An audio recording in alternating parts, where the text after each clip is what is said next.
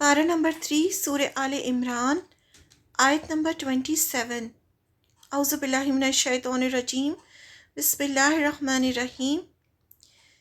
تولیجو، تو داخل کرتا ہے، اللیلہ رات کو، فی النہاری دن میں، وتولیجو اور تو داخل کرتا ہے، النہارا دن کو، فی اللیلی رات میں، وتخرجو اور تو نکالتا ہے، الحیہ زندہ کو، من المیتی مردہ سے، وتخرجو اور تو نکالتا ہے، میتا مردے کو، من الحی زندہ سے، وترزقو اور تو رزق دیتا ہے، من جسے، تشاء تو چاہتا ہے، بغیری بغیر، حساب حساب کے۔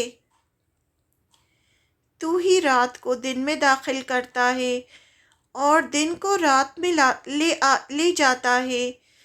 تو ہی بے جان سے جاندار پیدا کرتا ہے اور تو جاندار سے بے جان پیدا کرتا ہے، اور تو ہی ہے کہ جسے چاہتا ہے بے حساب روزی دیتا ہے۔ You make the night to enter into the day, and you make the day to enter into the night, that is, increase and decrease in the hours of the nights and the day during winter and summer. You bring the living out of the dead, and you bring the dead out of the living, and you give wealth and sustenance to whom you will, without limit, measure or account۔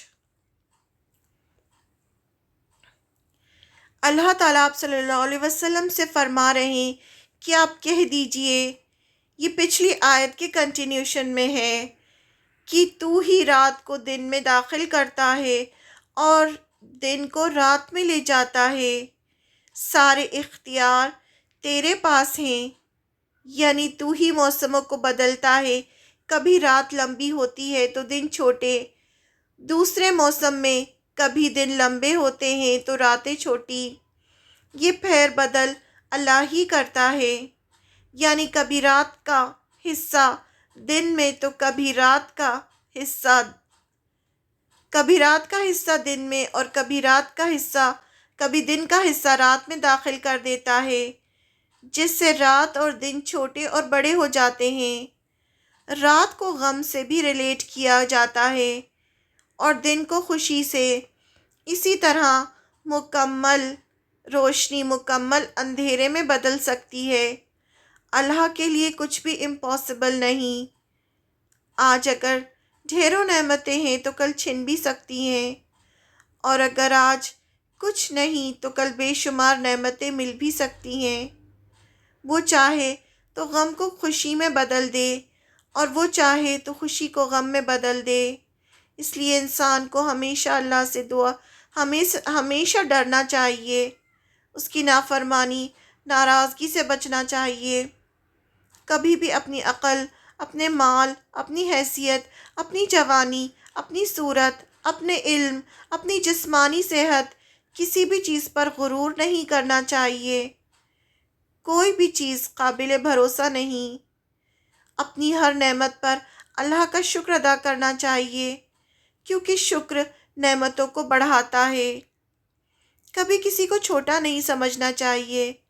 عزت دینا اور ذلت دینا اللہ کے ہاتھ میں ہے۔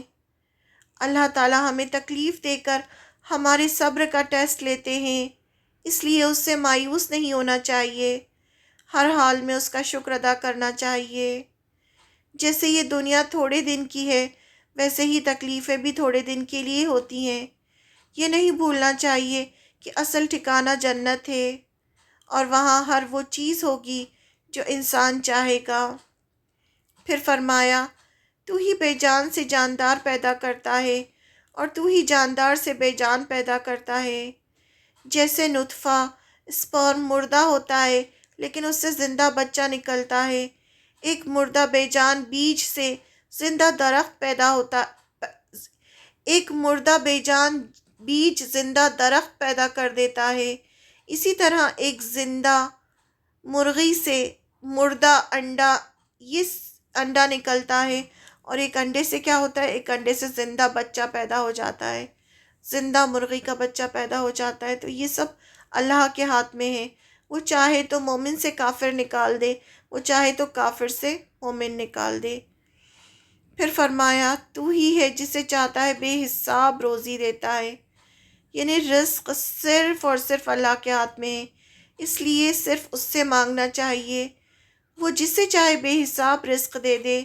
انسان روزی کے لیے انسانوں کو خوش کرتا ہے، انہیں رشوت دیتا ہے، حرام کام کرتا ہے، اللہ کو ناراض کرتا ہے، کیونکہ وہ بھول جاتا ہے کہ اس کا رزق کسی انسان کے ہاتھ میں نہیں بلکہ اللہ کے ہاتھ میں ہے۔ ہمیں چاہیے کہ صرف اللہ سے مانگیں، اسی کے آگے سر جھکائیں، اسی سے گناہوں کی بخشش مانگیں، کیونکہ استغفار کرنے سے اللہ تعالیٰ رزق دیتے ہیں۔ ہمارے اور نعمتوں کے بیچ ہمارے گناہ ہوتے ہیں، اس لیے ہر وقت استغفار کرنا چاہیے کہ وہ پردہ ہٹ جائے، ہمارے گناہوں کا اللہ معاف کر دے۔ اللہ ہی سے مانگنا چاہیے، کیونکہ وہ جسے چاہتا ہے بغیر حساب کے رزق دیتا ہے۔ تو اللہ تعالیٰ نے خود فرما دیا کہ رزق دینا، عزت دینا، یہ سب صرف اور صرف اللہ کے ہاتھ میں، کسی انسان کے ہاتھ میں نہیں۔ تو اسی لیے مانگنا بھی صرف اللہ سے چاہیے، اللہ کے سامنے جھکنا چاہیے، نہ کسی انسان کے۔